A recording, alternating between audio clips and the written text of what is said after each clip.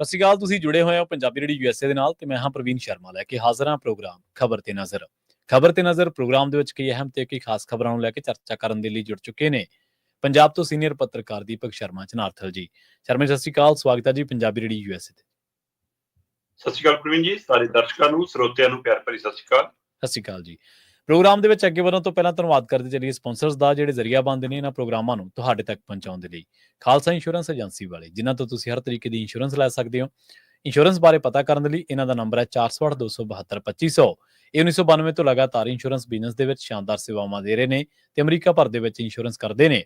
Obama care, Medicare ਜਾਂ ਫਿਰ covered California ਬਾਬਤ ਪਾਲਿਸੀ ਕਰਵਾਉਣ ਦੇ ਲਈ, ਸਲਾਹ ਲੈਣ ਦੇ ਲਈ ਅੱਜ ਹੀ ਕਾਲ ਕਰੋ 468-272-2500 ਤੇ। ਟਰਕੀਅਨ ਇਮੀਗ੍ਰੇਸ਼ਨ ਲਾ ਫਰਮ ਵਾਲੇ, ਜੇ ਟਰਕੀ ਨਾ ਟੌਰਨੀ ਟਰਕੀਆਂ ਦੇ ਨਾਲ ਤੁਸੀਂ US ਇਮੀਗ੍ਰੇਸ਼ਨ ਬਾਬਤ ਕੋਈ ਵੀ ਸਲਾਹ ਕਰਨੀ ਹੈ, ਕੋਈ ਵੀ ਸਵਾਲ ਪੁੱਛਣਾ, ਤੇ ਇਹਨਾਂ ਦਾ ਨੰਬਰ ਹੈ 415-909-0503। Gurdeep Singh Birdi Clovis, Mandeep Singh, Sandeep Kaur San Jose, Jind Kaur Anayat Kaur Bakersfield, Mahinder Singh Mahinder Kaur Mattu Yuba City, Amrik Singh Atwal, Jarnail Singh Yuba City, Jarnail Singh Seattle ਤੋਂ। ਇਹਨਾਂ ਸਾਰੇ ਹੀ ਸਪਾਂਸਰਸ ਦਾ ਬਹੁਤ ਬਹੁਤ ਧੰਨਵਾਦ। ਤੇ ਜੇਕਰ ਤੁਸੀਂ ਵੀ ਪੰਜਾਬੀ ਰੇਡੀਓ USA ਦੇ ਇਹਨਾਂ ਪ੍ਰੋਗਰਾਮਾਂ ਨੂੰ ਸਪਾਂਸਰ ਕਰਨਾ ਚਾਹੁੰਦੇ ਹੋ ਤਾਂ ਸਟੂਡੀਓ ਦਾ ਨੰਬਰ ਹੈ 468-272-5500। ਅੱਜ ਦਾ ਇਹ ਖਬਰ ਤੇ ਨਜ਼ਰ ਪ੍ਰੋਗਰਾਮ ਸਾਲ 2025 ਦੀ 19 ਫਰਵਰੀ ਦਾ ਪ੍ਰੋਗਰਾਮ ਹੈ ਤੇ ਦਿਨ ਅੱਜ ਬੁੱਧਵਾਰ ਹੈ। ਖਬਰਾਂ ਦੀ ਸ਼ੁਰੂਆਤ ਕਰੀਏ ਸ਼ਰਮਾ ਜੀ ਇਸ ਵੇਲੇ ਦੀ ਵੱਡੀ ਚਰਚਾ ਤੋਂ, ਜਿਹੜੀ ਕਿ ਵਿਸ਼ਵ ਭਰ ਦੇ ਵਿੱਚ ਚੱਲ ਰਹੀ ਹੈ, ਪੰਜਾਬੀ ਖੇਮਿਆਂ ਦੇ ਵਿੱਚ ਚੱਲ ਰਹੀ ਹੈ, ਦੁਨੀਆ ਦੇ ਵਿੱਚ ਚੱਲ ਰਹੀ ਹੈ। ਅਮਰੀਕਾ ਤੋਂ ਜਿਹੜੀ ਡਿਪੋਰਟ ਕੀਤੇ ਜਾਣ ਵਾਲੇ ਲੋਕਾਂ ਦੀ ਜਿਹੜੀ ਗੱਲ ਹੈ, ਖਬਰ ਪੰਜਾਬ ਦੇ ਵਿੱਚ ਚਰਚਾ ਇਹ ਛਿੜੀ ਹੈ। ਇੱਕ ਬਹੁਤ ਵੱਡੇ ਖਬਰੀ ਅਦਾਰੇ ਨੇ ਇਸ ਗੱਲ ਦਾ ਦਾਅਵਾ ਕੀਤਾ ਕਿ ਟਰੰਪ ਜਿਹੜੇ ਕਿ ਅਮਰੀਕੀ ਰਾਸ਼ਟਰਪਤੀ ਨੇ, ਉਹ 14 ਲੱਖ ਪੰਜਾਬੀਆਂ ਨੂੰ ਤੋਰਨ ਜਾ ਰਹੇ ਨੇ ਜੀ। ਬਿਲਕੁਲ ਜੀ, ਇਹ ਬਹੁਤ ਫਿਕਰਮੰਦੀ ਵਾਲੀ ਖਬਰ ਆ ਔਰ ਇੱਕ ਨਹੀਂ 2-3 ਖਬਰਾਂ ਇਸ ਸਮੇਂ ਭਾਰਤ ਦੀਆਂ ਸੁਰਖੀਆਂ ਬਣੀਆਂ ਹੋਈਆਂ ਨੇ, ਜਿਹੜੀਆਂ ਭਾਰਤ 'ਚ ਚਰਚਾ 'ਚ ਨੇ। ਉਹਨਾਂ 'ਚੋਂ ਪੰਜਾਬ 'ਚ ਇਸ ਖਬਰ ਦਾ ਇਸ ਲਈ ਵੱਧ ਚਰਚਾ ਕਿ ਸਿੱਧੀ ਪੰਜਾਬ ਨਾਲ ਸੰਬੰਧ ਰੱਖਦੀ ਹੈ। ਇੱਕ ਪਾਸੇ ਅਡਾਨੀ ਵਾਲਾ ਕੇਸ, ਜਿਹੜੇ ਮਾਮਲੇ ਦੇ ਉੱਤੇ ਬਕਾਇਦਾ ਤੌਰ ਤੇ ਉੱਥੇ ਮਤਲਬ ਅਦਾਲਤ ਦੇ ਵਿੱਚ ਪੱਖ ਰੱਖਿਆ ਟਰੰਪ ਸਰਕਾਰ ਨੇ ਕਿ ਜੀ ਅਸੀਂ ਭਾਰਤ ਦੇ ਕਾਨੂੰਨ ਮੰਤਰਾਲੇ ਦੇ ਸੰਪਰਕ 'ਚ ਹੈ ਨਾ, ਕਿਉਂਕਿ ਅਡਾਨੀ ਵਾਲਾ ਮਾਮਲਾ ਉੱਥੇ ਨਿਊਯਾਰਕ ਦੀ ਫੈਡਰਲ ਕੋਰਟ 'ਚ ਤੁਹਾਡੇ ਕੋਲ ਚੱਲ ਰਿਹਾ, ਜਿਹਦੇ ਵਿੱਚ ਉਹਨੇ $250 ਮਿਲੀਅਨ ਦੀ ਕਰੀਬ 2000 ਕਰੋੜ ਤੋਂ ਵੱਧ ਦੀ ਰਿਸ਼ਵਤ ਵਾਲਾ ਜਿਹੜਾ ਪਹਿਲੂ ਸੀਗਾ ਕਿ ਪ੍ਰੋਜੈਕਟ ਲੈਣ ਲਈ ਜੀ, ਉਹ ਪ੍ਰਕਿਰਿਆ, ਉਸ ਪ੍ਰਕਿਰਿਆ ਦੇ ਹਵਾਲੇ ਨਾਲ ਕਹਿੰਦੇ ਕਿ ਉੱਥੇ ਸਰਕਾਰ ਨੇ ਇਤਲਾਹ ਦਿੱਤੀ ਹੈ ਨਿਊਯਾਰਕ ਕੋਰਟ ਦੇ ਵਿੱਚ, ਫੈਡਰਲ ਕੋਰਟ ਦੇ ਵਿੱਚ, ਕਿ ਜੀ ਅਸੀਂ ਭਾਰਤ ਦੇ ਕਾਨੂੰਨ ਮੰਤਰਾਲੇ ਨਾਲ ਸੰਪਰਕ 'ਚ। ਇੱਕ ਪਾਸੇ ਇਸ ਦੇ ਉੱਤੇ ਸਭ ਦੀਆਂ ਨਜ਼ਰਾਂ, ਦੂਸਰੇ ਪਾਸੇ ਜਿਹੜਾ ਹੁਣ ਜਿਸ ਤਰ੍ਹਾਂ ਹੀ ਮਤਲਬ ਐਲਨ ਮਸਕ ਨੇ ਸ਼ਨੀਵਾਰ ਨੂੰ, ਜਿਹੜਾ ਲੰਘੇ ਸ਼ਨੀਵਾਰ ਨੂੰ ਫੈਸਲਾ ਲਿਆ ਸੀਗਾ ਕਿ ਜਿਹੜੇ ਵਿਦੇਸ਼ਾਂ ਨੂੰ ਕੁਝ ਵੱਖ-ਵੱਖ ਤਰੀਕਿਆਂ ਦੀ ਫੰਡਿੰਗ ਜਾਂਦੀ ਆ, ਉਹਦੇ ਵਿੱਚ 4200 ਕਰੋੜ ਦੀ ਕਰੀਬ ਫੰਡਿੰਗ ਵਾਲਾ ਮਾਮਲਾ ਸੀ, ਜਿਹਦੇ ਵਿੱਚੋਂ 182 ਕਰੋੜ ਰੁਪਏ ਭਾਰਤ ਨੂੰ ਆਉਂਦੇ ਆ। ਠੀਕ ਹੈ ਜੀ, ਤੇ ਉਹ ਰੋਕ ਦਿੱਤੀ ਗਈ ਹੈ। ਕਹਿੰਦੇ ਉਹਦੇ ਨਾਲ ਵੀ ਇੱਥੇ ਕਈ ਤਰ੍ਹਾਂ ਦੀ ਚਰਚਾ। ਹੁਣ 182 ਕਰੋੜ ਕਹਿੰਦੇ ਕਿ ਆਉਂਦਾ ਤਾਂ ਚੋਣ ਪ੍ਰਚਾਰ ਦੇ ਹਵਾਲੇ ਨਾਲ ਕਿ ਜੀ ਤੁਸੀਂ ਵੋਟਿੰਗ ਪ੍ਰਕਿਰਿਆ ਕਿਵੇਂ ਵਧਾਉਣੀ ਹੈ, ਵੋਟ ਪ੍ਰਕਿਰਿਆ ਵਧਾਉਣ ਦੇ ਲਈ ਵੱਧ ਤੋਂ ਵੱਧ ਲੋਕ ਵੋਟ ਪ੍ਰਕਿਰਿਆ 'ਚ ਹਿੱਸਾ ਲੈਣ। ਤੇ ਪਰ ਹੁਣ ਇੱਥੇ ਚਰਚਾ ਛਿੜ ਪਈ ਕਿ ਜੀ ਇਹ ਤਾਂ ਦਖਲ ਹੈ ਅਮਰੀਕਾ ਦਾ। ਮਤਲਬ ਜਿਹੜੀ ਬੀਜੇਪੀ ਪਿਛਲੇ 10-12 ਸਾਲ ਤੋਂ ਰਾਜ ਕਰਦੀ ਆ ਰਹੀ ਆ, ਹੁਣ ਉਹ ਬੀਜੇਪੀ ਵੀ ਪੁਰਾਣੀਆਂ ਸਰਕਾਰਾਂ ਦੇ ਉੱਤੇ ਉਂਗਲ ਧਰ ਰਹੀ ਹੈ ਇਸ ਵਜ੍ਹਾ ਨਾਲ ਕਿ ਇਹ ਤਾਂ ਤੁਸੀਂ ਦਖਲ ਦਵਾਈ ਹੋਈ ਸੀ, ਵੀ ਤੁਸੀਂ ਵੀ ਤਾਂ ਲਿਆ, ਜੇ ਉਹਨਾਂ ਦੀ ਦਖਲ ਸੀ ਤੁਹਾਡੇ ਟਾਈਮ ਵੀ ਦਖਲ ਸੀ, ਤੇ ਤੁਸੀਂ ਤਾਂ ਉੱਥੇ ਜਾ ਕੇ ਮਤਲਬ ਇਹੀ ਜੀ ਦਖਲ ਕੀ ਫਾਇਦਾ ਕਿ ਤੁਸੀਂ ਉੱਥੇ ਜਾ ਕੇ ਬੋਲਦੇ ਵੀ ਨਹੀਂ ਗਏ ਜੀ ਜੋ ਕੁਛ ਉਹਨਾਂ ਵੱਲੋਂ ਹੋ ਰਿਹਾ। ਸੋ ਇਹ ਸਾਰੀ ਪ੍ਰਕਿਰਿਆ ਵੀ 182 ਕਰੋੜ ਦਾ ਮਾਮਲਾ ਵੀ ਭਾਰਤ ਦੀਆਂ ਸਫਾ ਦੇ ਵਿੱਚ ਖੂਬ ਘੁੰਮ ਰਿਹਾ। ਹੁਣ ਜਿਹੜਾ ਅਹਿਮ ਸਵਾਲ ਹੈ ਜਿਸ ਦੇ ਉੱਤੇ ਆਪਾਂ ਨਜ਼ਰ ਸਾਂਝੀ ਕਰਨ ਜਾ ਰਹੇ ਹਾਂ, ਉਹ ਹੈਗਾ ਜੀ ਕਿ ਉੱਥੋਂ ਲਗਾਤਾਰ ਡਿਪੋਰਟ ਹੋ ਰਹੇ ਨੇ ਆਪਣੇ ਭਾਰਤ ਦੇ ਵੱਖੋ-ਵੱਖ। ਹੁਣ ਤੱਕ 332 ਲੋਕ ਕਰੀਬ ਡਿਪੋਰਟ ਹੋ ਚੁੱਕੇ ਨੇ। 3 ਜਹਾਜ਼ ਆਏ ਨੇ, ਪਹਿਲੇ ਜਹਾਜ਼ 'ਚ 104 ਸੀ, ਦੂਏ ਜਹਾਜ਼ 'ਚ 116 ਸੀ, ਤੀਏ ਜਹਾਜ਼ 'ਚ 112 ਸੀ, ਜਿਨ੍ਹਾਂ 'ਚ 104 ਦੇ ਵਿੱਚੋਂ 33 ਪੰਜਾਬੀ ਸੀਗੇ, ਫਿਰ 116 ਦੇ ਵਿੱਚ ਵੀ 65-66 ਪੰਜਾਬੀ ਸੀਗੇ, ਫਿਰ 112 'ਚ ਵੀ 30-31 ਦੇ ਕਰੀਬ ਪੰਜਾਬੀ ਸੀਗੇ, ਤੇ ਬਾਕੀ ਫਿਰ ਗੁਜਰਾਤ ਵੀ, ਹਰਿਆਣਾ ਵੀ, ਮਹਾਰਾਸ਼ਟਰ ਵੀ, ਯੂਪੀ, ਬਿਹਾਰ ਵੀ, ਸਾਰਾ। ਹੁਣ ਇਹ 332 ਦੇ ਹਵਾਲੇ ਨਾਲ ਸੀਗਾ ਕਿ ਚੌਥਾ ਜਹਾਜ਼ ਆ ਰਿਹਾ ਜੀ। ਇਹ ਤੋਂ ਪਹਿਲਾਂ ਕਿ ਚੌਥੇ ਜਹਾਜ਼ ਦੇ ਚੜ੍ਹਨ ਦੀ ਉਤਰਨ ਦੀ ਖਬਰ ਆਉਂਦੀ, ਆਹ ਖਬਰ ਨੇ ਤਸੱਲੀ ਮਚਾ ਦਿੱਤੀ ਕਿ 14 ਲੱਖ ਪੰਜਾਬੀਆਂ ਨੂੰ ਟਰੰਪ ਨੇ ਤੋਰਨ ਦੀ ਤਿਆਰੀ ਕਰ ਲਈ ਹੈ। ਹੁਣ ਇਹ ਖਬਰ ਦਾ ਬੇਸ ਕੀ ਹੈ? ਖਬਰ ਦਾ ਬੇਸ ਇਹ ਕਹਿੰਦਾ ਕਿ ਤੁਸੀਂ ਦਰੁਸਤ ਕਰਿਓ ਜ਼ਿਆਦਾਤਰ, ਮਤਲਬ ਕਿ ਜਿਹੜੀ ਇੱਧਰ ਚੱਲ ਰਹੀ ਹੈ ਖਬਰ, ਮੈਂ ਉਹਦੇ ਹਵਾਲੇ ਨਾਲ ਸਾਂਝੀ ਕਰਨੀ। ਕਹਿੰਦੇ ਕਿ ਇੱਥੇ ਅਮਰੀਕਾ ਦੇ ਵਿੱਚ ਇਸ ਮੌਕੇ ਜਿਹੜਾ ਨੇ ਸ਼ਰਨਾਰਥੀ ਦਾ ਦਰਜਾ ਹਾਸਲ ਕਰਨਾ, ਉਹ ਦਰਜਾ ਹਾਸਲ ਕਰਨ ਦੇ ਲਈ ਕਰੀਬ 35 ਲੱਖ ਤੋਂ ਵੱਧ ਕੇਸ ਪੈਂਡਿੰਗ ਪਏ ਨੇ। ਠੀਕ ਹੈ ਜੀ। ਤੇ ਉਹਨਾਂ ਕੇਸਾਂ ਨੂੰ ਨਿਪਟਾਉਣ ਦੇ ਲਈ ਜਿਹੜੇ ਇਮੀਗ੍ਰੇਸ਼ਨ ਜੱਜ ਹੁੰਦੇ ਨੇ, ਉਹਨਾਂ ਚੋਂ 20 ਦੀ ਛੁੱਟੀ ਕਰ ਦਿੱਤੀ ਹੈ ਟਰੰਪ ਸਰਕਾਰ ਨੇ। ਠੀਕ ਹੈ ਜੀ। 20 ਇਮੀਗ੍ਰੇਸ਼ਨ ਏਜੰਟ ਹਟਾਤੇ। ਇਹਦਾ ਮਤਲਬ ਇਹ ਪ੍ਰਕਿਰਿਆ ਤੇ ਹੋਰ ਦਬਾਅ ਵਧਣਾ ਤੇ ਇਹ ਪ੍ਰਕਿਰਿਆ ਹੋਰ ਲਟਕਣੀ ਹੈ। ਤੇ ਉਹ ਕਹਿੰਦੇ ਕਿ ਇਹ ਹਟਾਉਣ ਦਾ ਮਕਸਦ ਇੱਕੋ ਇੱਕ ਹੈ ਕਿ ਇਹਨਾਂ 35 ਲੱਖਾਂ ਚੋਂ ਵੀ ਜ਼ਿਆਦਾਤਰ ਨੂੰ ਵਾਪਸ ਤੋਰੋ। ਤੇ ਜਿਹੜੇ 35 ਲੱਖ ਦਾ ਅੰਕੜਾ ਦੱਸਿਆ ਜਾ ਰਿਹਾ ਪ੍ਰਵੀਨ ਜੀ, ਉਹਦੇ ਵਿੱਚ 40% ਕਹਿੰਦੇ ਕਿ ਪੰਜਾਬੀ ਮੂਲ ਦੇ ਨੇ। ਅੱਛਾ। ਤੇ ਜੇ 35 ਲੱਖ ਦੇ ਵਿੱਚ 40% ਕੇਸ ਜਿਹੜੀਆਂ ਸ਼ਨਾਖਤੀ ਦਾ ਦਰਜਾ ਹਾਸਲ ਕਰਨੀ ਫਾਈਲਾਂ ਨੇ ਉਹ ਪੰਜਾਬੀਆਂ ਦੇ, 40% ਦਾ ਮਤਲਬ 14 ਲੱਖ ਬਣਦਾ। ਬਿਲਕੁਲ। ਸੋ ਇਸ ਲਈ ਕਹਿੰਦੇ ਕਿ ਹੁਣ ਇਹਨਾਂ ਨੂੰ ਤੋੜਨ ਦੀ ਕਵਾਇਦ ਹੋਏਗੀ ਔਰ ਲਗਾਤਾਰ ਕਹਿੰਦੇ ਉੱਥੇ ਪ੍ਰਕਿਰਿਆ ਦੇ ਉੱਤੇ ਜਿਹੜੀ ਅਦਾਲਤੀ ਪ੍ਰਕਿਰਿਆ ਹੈ ਇਮੀਗ੍ਰੇਸ਼ਨ ਜੱਜਾਂ ਵਾਲੀ, ਉਹਦੇ ਉੱਤੇ ਲਗਾਤਾਰ ਦਬਾਅ ਹੈ। ਕੰਮ ਦਾ ਬੋਝ ਪਹਿਲਾਂ ਹੀ ਬਹੁਤ ਜ਼ਿਆਦਾ ਸੀ, ਹੁਣ 20 ਜੱਜਾਂ ਦੇ ਹਟਾਉਣ ਨਾਲ ਹੋਰ ਵਧਣਾ। ਕਹਿੰਦੇ ਕਿ ਅਸੀਂ ਬੋਝ ਵਧਾਉਣਾ ਨਹੀਂ, ਇਸ ਤੱਕ ਘਟਾਉਣਾ, ਇਸ ਤਾਂ ਫਾਈਲਾਂ ਹੀ ਨਿਪੇਟ ਦੇਣੀਆਂ, ਅਸੀਂ ਬੰਦੇ ਹੀ ਤੋੜ ਦੇਣੇ ਆ ਸਾਰੇ। ਸੋ ਇਸ ਦੇ ਵਿੱਚ 14 ਲੱਖ ਵਿਅਕਤੀਆਂ ਦਾ ਅੰਕੜਾ ਸਾਹਮਣੇ ਆ ਰਿਹਾ। ਮੈਂ ਕੈਨੇਡਾ 'ਚ ਵੀ ਦੇਖ ਰਿਹਾ ਸੀਗਾ ਕਿ ਕੈਨੇਡਾ 'ਚ ਜਿਹੜਾ ਇਮੀਗ੍ਰੇਸ਼ਨ ਵਿਭਾਗ ਹੈ ਉਹਨੇ ਆਪਣੇ ਸਟਾਫ 'ਚ 25% ਦੀ ਕਟੌਤੀ ਕੀਤੀ ਹੈ ਪਿਛਲੇ 2 ਤੋਂ 3 ਸਾਲਾਂ ਦੇ ਦਰਮਿਆਨ। ਤੇ ਉੱਥੇ ਵੀ 22 ਲੱਖ ਦੇ ਕਰੀਬ ਐਪਲੀਕੇਸ਼ਨਾਂ ਪਈਆਂ ਨੇ ਜਿਹੜੀਆਂ PR ਲਈ ਅਜੇ ਲਾਈਨ 'ਚ ਖੜੀਆਂ ਨੇ, ਤੇ ਉਹਨਾਂ 'ਚ ਵੀ ਵੱਡੀ ਗਿਣਤੀ 'ਚ ਪੰਜਾਬੀਆਂ ਦੀਆਂ ਨੇ। ਤੇ ਉੱਥੇ ਦੀ ਸਰਕਾਰ ਵੀ ਕੁਝ ਅਜਿਹਾ ਦਮ ਭਰ ਰਹੀ ਹੈ ਕਿ ਜਦੋਂ ਅਸੀਂ ਆਏ ਤਾਂ ਅਸੀਂ ਆਪਣੇ ਮੁਲਕ ਦੇ ਲੋਕਾਂ ਲਈ, ਮੂਲ ਵਾਸੀਆਂ ਲਈ ਏਦਾਂ ਪ੍ਰਕਿਰਿਆ ਕਰਾਂਗੇ। ਤੇ ਇਹਦਾ ਮਤਲਬ ਉੱਥੇ ਵੀ ਖਤਰਾ ਖੜਾ ਤੇ ਹੋਰਨਾਂ ਮੁਲਕਾਂ 'ਚ ਵੀ ਇਹ ਚਰਚਾ। ਸੋ ਇਹ ਬਕਾਇਦਾ ਮੈਂ ਕੁਝ ਰਾਣਾ ਟੁੱਟ ਹੋਰੀ ਨੇ ਉਹਨਾਂ ਦੇ ਹਵਾਲੇ ਨਾਲ ਵੀ ਮੈਂ ਦੇਖ ਲਿਆ ਸੀਗਾ। ਇਸੇ ਤਰ੍ਹਾਂ ਮਤਲਬ ਇੱਕ ਨਾਮਵਰ ਲੇਖਕ ਨੇ ਬਲਵਿੰਦਰ ਸਿੰਘ ਬਾਜਵਾ, ਉਹਨਾਂ ਦੇ ਹਵਾਲੇ ਨਾਲ ਦੇਖ ਰਿਹਾ। ਉਹ ਕਹਿੰਦੇ ਕਿ ਹਾਂ ਬਿਲਕੁਲ ਇਹ ਖਤਰੇ ਹੈਗੇ ਨੇ। ਸੋ ਜੇਕਰ ਅਜਿਹਾ ਕੁਛ ਹੁੰਦਾ ਹੈ, 14 ਲੱਖ ਹੋਰ ਵਾਪਸ ਆਉਂਦੇ ਨੇ, ਫਿਰ ਪੰਜਾਬ ਦੇ ਵਿੱਚ ਕੀ ਮਾਹੌਲ ਹੋਏਗਾ? ਰੁਜ਼ਗਾਰ ਦੀ ਪਹਿਲਾਂ ਜੋ ਸਥਿਤੀ ਹੈ, ਆਰਥਿਕਤਾ ਦੀ ਜੋ ਪਹਿਲਾਂ ਸਥਿਤੀ ਹੈ, ਸਰਕਾਰਾਂ ਦੀ ਜਿਹੋ ਜਿਹੀ ਪਹਿਲਾਂ ਰਾਜਨੀਤੀ ਹੈ, ਉਹਦੇ ਤੇ ਹੋਰ ਅਸਰ ਪੈਣਾ। ਤੇ ਇੱਧਰ ਹੁਣ ਇੱਕ ਹੋਰ ਨਵੀਂ, ਜਿਹੜੀਆਂ ਪਿਛਲੇ ਦਿਨਾਂ ਤੋਂ ਕੁਝ ਪੰਜਾਬ 'ਚ ਸਰਗਰਮੀਆਂ ਸੀਗੀਆਂ ਪ੍ਰਵੀਨ ਜੀ, ਤੇ ਇੱਥੋਂ ਯੂਪੀ ਬਿਹਾਰ ਵਾਲੇ ਤੋਰੋ ਜੀ, ਇਹਨਾਂ ਨੇ ਸਾਡਾ ਹੱਕ ਖਾ ਲਿਆ, ਹੈਨਾ। ਹੁਣ ਅਗਲੇ ਕਹਿੰਦੇ ਅਮਰੀਕਾ ਵੀ ਇਹੀ ਕਹਿ ਰਿਹਾ ਕਿ ਜਿਹਨਾਂ ਨੇ ਸਾਡਾ ਹੱਕ ਖਾ ਲਿਆ ਇਸ ਲਈ ਉਹ ਤੋਰ ਰਹੇ ਨੇ।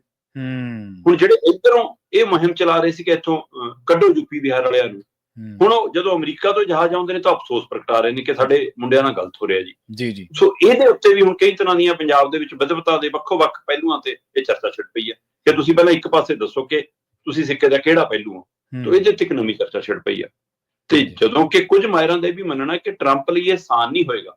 ਜਿਹੜੇ ਕੰਮ ਇਹਨਾਂ ਨੇ ਆ ਕੇ ਹੋਰਨਾਂ ਮੁਲਕਾਂ ਦੇ ਲੋਕਾਂ ਨੇ ਸਾਂਭੇ ਵੀ ਨੇ, ਉਹ ਕੰਮ ਕਰੇਗਾ ਕੌਣ? ਫਿਰ ਉਹ ਕੰਮ ਵੀ ਪ੍ਰਭਾਵਿਤ ਹੋਣੇ ਨੇ, ਇਸ ਲਈ ਇੰਨਾ ਆਸਾਨ ਨਹੀਂ ਗਾ। ਇਹ ਸ਼ੁਰੂ 'ਚ ਦਿਖਾਵੇ ਦੀ ਪ੍ਰਕਿਰਿਆ। ਉਸੇ ਤਰ੍ਹਾਂ ਫਿਰ ਪੰਜਾਬ 'ਚ ਕਿ ਪੰਜਾਬ 'ਚ ਅਸੀਂ ਕਹਿੰਦੇ ਤਾਂ ਹੈ ਜੀ ਕਿ ਅਸੀਂ ਆਪ ਕੰਮ ਕਰੀਏ, ਕਿ ਅਸੀਂ ਉਹ ਸਾਰੇ ਕੰਮ ਕਰਦੇ ਉਹਨਾਂ ਨੇ ਸਾਂਭ ਲਏ ਤੇ ਜਿਹੜੇ ਸਾਡੀਆਂ ਲੋੜਾਂ ਬਣ ਗਏ। ਸੋ ਇਸ ਲਈ ਇੱਥੇ ਵੀ ਉਹ ਇਹ ਦੋਹਰੀ ਪ੍ਰਕਿਰਿਆ ਦੇ ਵਿੱਚ ਆਹ 14 ਲੱਖ ਵਾਲੀ ਖਬਰ ਨੇ ਪੰਜਾਬ ਨੂੰ ਡਰਾ ਕੇ ਰੱਖ ਦਿੱਤਾ। ਹਾਂਜੀ ਬਿਲਕੁਲ। ਦੇਖੋ ਜਿਹੜੇ ਵੀ ਲੋਕ ਇੱਥੋਂ ਪਲਾਇਨ ਕਰ ਗਏ ਨੇ, ਹਿਜਰਤ ਕਰ ਗਏ ਨੇ, ਉਹਨਾਂ ਦਾ ਕੋਈ ਨਾ ਕੋਈ ਕਾਰਨ ਰਿਹਾ। ਸਿਸਟਮ ਦੇ ਸਤਾਏ ਹੋਏ ਜਾਂ ਬਹੁਤ ਤਰ੍ਹਾਂ ਦੇ ਲੋਕਾਂ ਨੇ ਪਲਾਇਨ ਕੀਤਾ, ਪਰ ਉਹਨਾਂ ਮੁਲਕਾਂ ਨੇ ਢੋਈ ਵੀ ਦਿੱਤੀ, ਇਹਦੇ ਵਿੱਚ ਕੋਈ ਦੋ ਰਾਏ ਨਹੀਂ, ਕਿਉਂਕਿ ਉਹਨਾਂ ਦੇ ਵਿੱਚ ਉਹਨਾਂ ਦੇ ਕੰਸਟੀਟਿਊਸ਼ਨਲੀ ਅਸਾਈਲਮ ਦੀ ਜਿਹੜਾ ਉਹ ਮੱਦ ਉਹ ਰੱਖੀ ਹੋਈ ਆ। ਪਰ ਬਹੁਤ ਕੁਛ ਬੜੀ ਤੇਜ਼ੀ ਦੇ ਨਾਲ ਸ਼ਰਮਾ ਜੀ ਬਦਲ ਰਿਹਾ। ਕਿਸੇ ਵੀ ਗੱਲ ਦੇ ਉੱਤੇ ਕਹਿਣਾ ਕਿ ਇਹ ਨਹੀਂ ਹੋ ਸਕੇਗੀ, ਇਹ ਤਾਂ ਹੁਣ ਸ਼ਾਇਦ ਬੜੀ ਕਾਹਲੀ ਹੋਊਗੀ, ਕਿਉਂਕਿ ਕੁਛ ਵੀ ਪੋਸੀਬਲ ਹੈ। ਪਰ ਤੁਸੀਂ ਦੇਖੋ ਕਿ ਜੇਕਰ ਆਪਾਂ ਭਾਰਤ ਸਰਕਾਰ ਦੇ ਐਂਗਲ ਤੋਂ ਦੇਖਿਆ ਜਾਵੇ ਜਾਂ ਪੰਜਾਬ ਸਰਕਾਰ ਦੇ ਐਂਗਲ ਤੋਂ ਇਹਨਾਂ ਚੀਜ਼ਾਂ ਨੂੰ ਦੇਖਿਆ ਜਾਵੇ, ਤਾਂ ਆਪਣੇ ਬਸ਼ਿੰਦਿਆਂ ਦੇ ਨਾਲ ਜੋ ਵਾਪਰ ਰਿਹਾ ਕੌਮਾਂਤਰੀ ਪੱਧਰ ਦੇ ਉੱਤੇ, ਉਹਨਾਂ ਦਾ ਕੋਈ ਵੀ ਕਮੈਂਟ, ਕਥਨ, ਕੋਈ ਟਿੱਪਣੀ ਨਹੀਂ ਆ ਰਹੀ। ਇੱਥੋਂ ਪਤਾ ਲੱਗਦਾ ਹੈ ਕਿ ਨਾ ਤਾਂ ਉਹਨਾਂ ਦੇ ਲਈ ਤਰਜੀਹ ਹੈ ਤੇ ਨਾ ਹੀ ਉਹਨਾਂ ਦੇ ਕੋਈ ਹੋਰ ਜਿਹੜੇ ਲਈ ਉਹ ਕਾਰਜ ਕੋਈ ਕੀਤਾ ਜਾਣਾ ਚਾਹੀਦਾ ਉਹ ਨਜ਼ਰ ਆ ਰਿਹਾ। ਉਲਟਾ ਸਗੋਂ ਹੁਣ ਤਾਂ ਚਿੜਾਇਆ ਜਾ ਰਿਹਾ ਜੀ ਇਸ ਮਾਮਲੇ ਦੇ ਵਿੱਚ। ਸ਼ਰਮਾ ਜੀ ਦੇਖੋ, ਜਿਹੜੇ ਹੋਰ ਅਦਾਰੇ ਨੇ ਜਿਹੜੇ ਸਰਕਾਰ ਪੱਖੀ ਨੇ, ਉਹ ਪੰਜਾਬੀਆਂ ਨੂੰ ਚਿੜਾ ਰਹੇ ਨੇ। ਹੋ ਤਾਂ ਪੰਜਾਬੀਆਂ ਨਾਲ ਹੁਣ ਹੀ ਵਾਪਰ ਰਹੀ ਹੈ, ਤਰਾਸਦੀ ਹੈ ਕਿ ਕਈਆਂ ਦੇ ਕੇਸ ਸਹੀ ਵੀ ਹੋਣਗੇ। ਪਹਿਲੀ ਗੱਲ ਤਾਂ ਇਹ ਹੈ ਕਿ ਇਕੱਲੇ ਪੰਜਾਬੀ ਨਹੀਂ ਆ ਰਹੇ। ਬਿਲਕੁਲ ਜੀ, ਬਿਲਕੁਲ। ਪਰ ਟਾਰਗੇਟ ਤੇ ਫਿਰ ਵੀ ਪੰਜਾਬੀ ਹੋਣੇ। ਟਾਰਗੇਟ ਤੇ ਫਿਰ ਵੀ ਪੰਜਾਬੀ, ਸਹੀ ਹੈ ਜੀ, ਬਿਲਕੁਲ। ਚਰਚਾ ਫਿਰ ਵੀ ਪੰਜਾਬੀਆਂ ਦੀ ਕੀਤੀ ਜਾ ਰਹੀ ਹੈ ਕਿ ਵਾਪਸ ਭੇਜਤੇ ਜੀ, ਆਹ ਭੇਜਤੇ ਜੀ। ਜਦੋਂ ਕਿ ਮੈਂ ਤਾਂ ਹੀ ਗੱਲ ਕੀਤੀ ਕਿ 332 ਆਏ ਨੇ ਜੀ। ਪਹਿਲੇ ਜਹਾਜ਼ 'ਚ ਵੀ 33 ਗੁਜਰਾਤੀ ਸੀਗੇ, 33 ਹਰਿਆਣਵੀ ਸੀਗੇ। ਅਖੀਰਲੇ ਜਹਾਜ਼ 'ਚ ਵੀ 30 ਗੁਜਰਾਤੀ ਹਰਿਆਣਵੀ ਸੀਗੇ, ਹੈਨਾ। ਦੂਸਰੇ ਜਹਾਜ਼ 'ਚ ਵੀ 33 ਦੇ ਕਰੀਬ, 30 ਦੇ ਕਰੀਬ ਹਰਿਆਣਵੀ ਸੀਗੇ ਤੇ ਮਤਲਬ 15 ਵੀ ਮੈਂ ਕਿਹਾ ਗੁਜਰਾਤੀ ਸੀਗੇ। ਸੋ ਬਰਾਬਰ ਆ ਰਿਹਾ ਸਾਰਾ ਕੁਝ, ਤਾਂ ਵੀ ਤੁਸੀਂ ਬਦਨਾਮ ਇਕੱਲੇ ਪੰਜਾਬ ਨੂੰ ਕਰ ਰਹੇ ਜੀ, ਬਿਲਕੁਲ।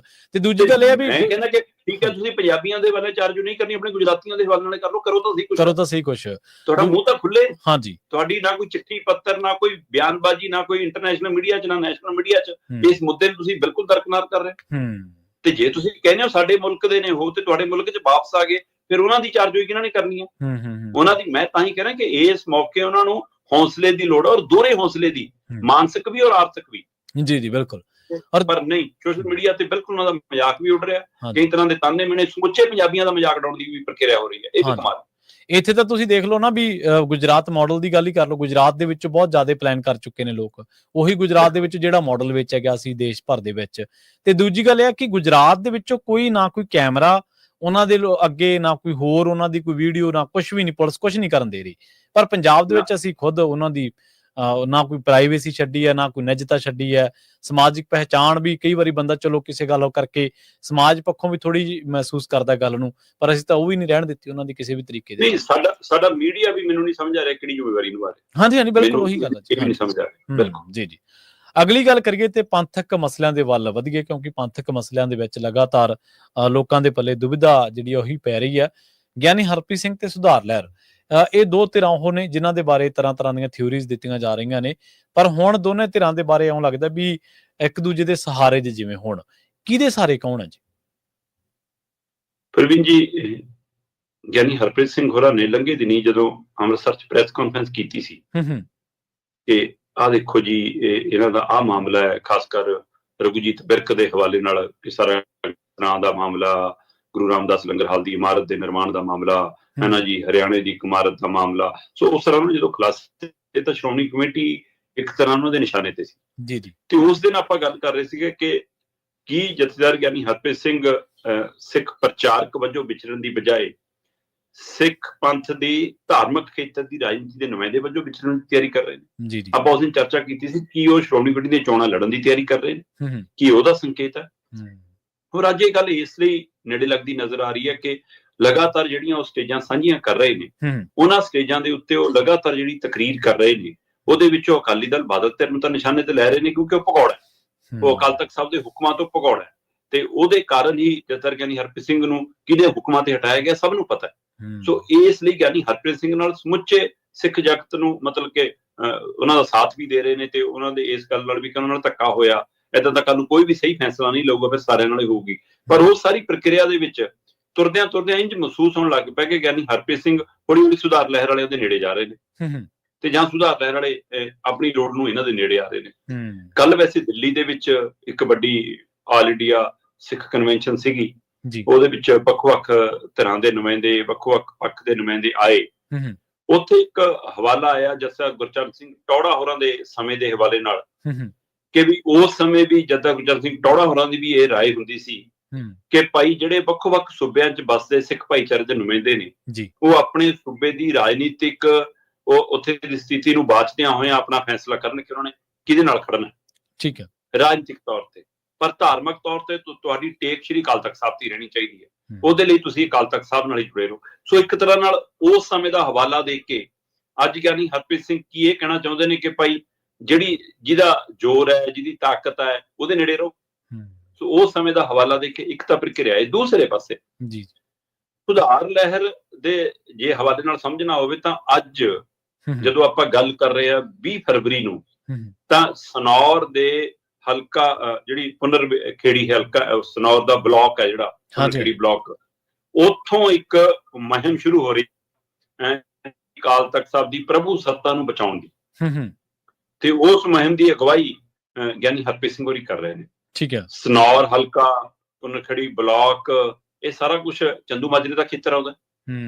ਚੰਦੂ ਮਾਜਰੇ ਦਾ ਮੁੰਡਾ ਉੱਥੋਂ ਐਮਐਲਏ ਹੈ ਉਸ ਖੇਤਰ ਤੋਂ, ਸੋ ਇਸ ਲਈ ਉੱਥੋਂ ਐਮਐਲਏ ਹੋ ਰਿਹਾ, ਉਹ ਸਾਰੀ ਪ੍ਰਕਿਰਿਆ ਉਹਦੇ ਦਾਇਰੇ ਚ ਆਉਂਦੀ ਹੈ। ਕੀ ਇਹ ਚੰਦੂ ਮਾਜਰਾ ਹੋਰੀ ਅਗਵਾਈ ਕਰ ਰਹੇ ਨੇ? ਇਹਦਾ ਮਤਲਬ ਉਹਨਾਂ ਦੀ ਦੇਖ ਰੇਖ ਹੋ ਰਿਹਾ ਕਿ ਸੁਧਾਰ ਲਹਿਰ ਦੀ ਸਟੇਜ ਦੇ ਉੱਤੇ ਗਿਆਨੀ ਹਰਪ੍ਰੀਤ ਸਿੰਘ, ਜੇ ਬਾਦਲ ਧਿਰ ਗੁਨਾਹਗਾਰਾਂ ਦੇ ਕਟਹਿਰੇ ਚ ਖੜੀ ਸੀ ਤਾਂ ਸੁਧਾਰ ਲਹਿਰ ਵਾਲੀ ਵੀ ਉਸੇ ਕਟਹਿਰੇ ਚ ਖੜੀ ਸੀ। ਜੇ ਬਾਦਲ ਧਿਰ ਨੂੰ ਲੋਕ ਨਕਾਰ ਚੁੱਕੇ ਨੇ ਰਾਜਨੀਤਿਕ ਤੌਰ ਤੇ, ਤਾਂ ਸੁਧਾਰ ਲਹਿਰ ਵਾਲਿਆਂ ਨੂੰ ਵੀ ਲੋਕ ਰਾਜਨੀਤਿਕ ਤੌਰ ਤੇ ਨਕਾਰ ਚੁੱਕੇ ਨੇ। ਤੇ ਹੁਣ ਉਹਨਾਂ ਦੀ ਕਿਹੜੀ ਬਹਾਲਤਾ ਹੋ ਗਈ ਅਜੇ, ਉਹਨਾਂ ਦੀ ਕਿਹੜੀ ਮਕਬੂਲਤਾ ਹੋ ਗਈ, ਕਿਹੜੇ ਪੰਥ ਨੇ ਉਹ ਪ੍ਰਵਾਨ ਕਰ ਲਏ? ਉਹ ਵੀ ਤਾਂ ਉਸੇ ਜੱਦੋਜਹਿਦ ਚ ਨੇ ਨਾ ਕਿ ਸਾਨੂੰ ਕਿਸੇ ਤਰ੍ਹਾਂ ਉਸੇ ਦਫ਼ਤਰ ਦੇ ਵਿੱਚ ਉਹਨਾਂ ਹੀ ਕੁਰਸੀਆਂ ਤੇ ਮੁੜ ਕੇ ਥਾਂ ਮਿਲ ਜਾਵੇ। ਜੱਦੋਜਹਿਦ ਤਾਂ ਇੰਨੀ ਕਿਹਾ ਨਾ ਉਹਨਾਂ ਦੀ ਵੀ, ਪੰਥ ਲਈ ਕੌਮ ਲਈ ਅਜੇ ਕਿਹੜੀ ਦੇਣ ਦੇਤੀ ਉਹਨਾਂ ਨੇ 2 ਤਰੀਕ ਦੇ ਫੈਸਲਿਆਂ ਤੋਂ ਬਾਅਦ।